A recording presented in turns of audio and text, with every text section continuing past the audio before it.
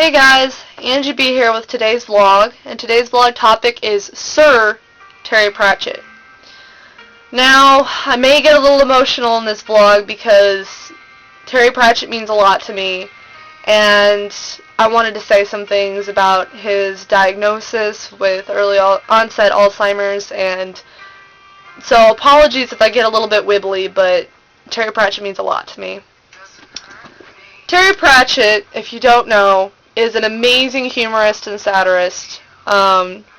He's British, he's in his late 60s now, and he's just astounding. I'm so impressed by him. I think he's one of the best writers that's currently alive, and his books they really mean a lot to me. In terms of the writers that I most admire and most aspire to emulate, there are three writers in particular that I hold in higher regard than any other writers. The first is Uncle Stevie King, because I've loved Stephen King since I was 8 years old. I read It when I was 8 years old, man. And that man is part of the reason why I wanted to be a writer.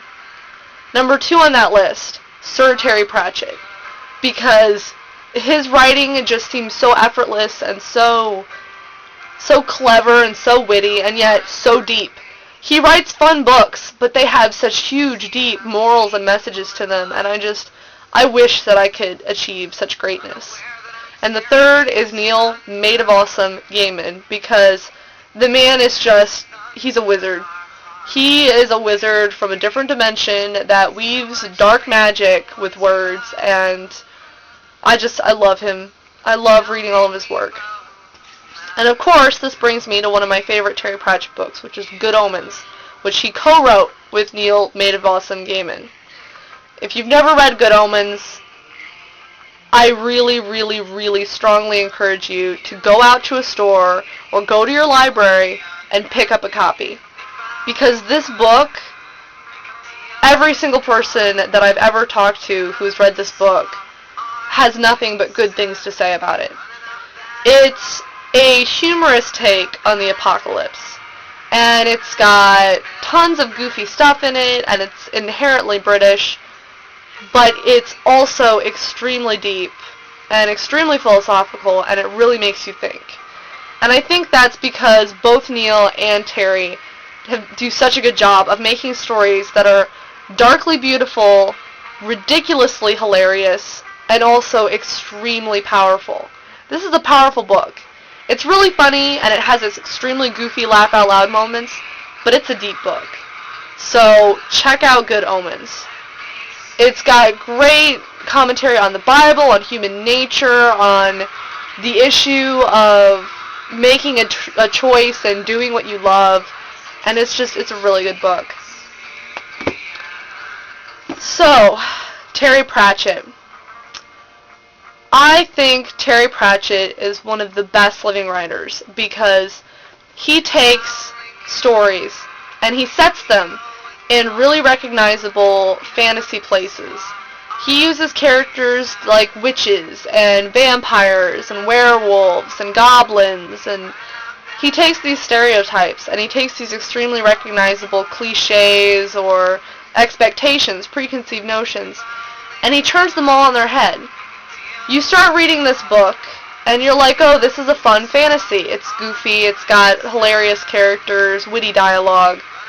And then by the time you get to the end of the book, you realize there were some huge philosophical and moral issues at the heart of that story. Hogfather. On the surface, it's just a slightly different version of Nightmare Before Christmas, with death taking over from Santa after Santa is killed.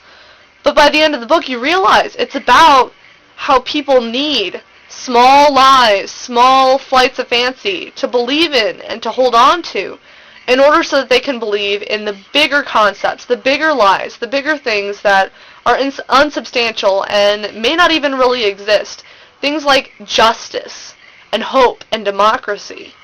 And it's so heavy, it blows your mind. You're reading Hogfather and you're laughing because you're like, oh, Death is pretending that he's the Hogfather. He's pretending he's Santa.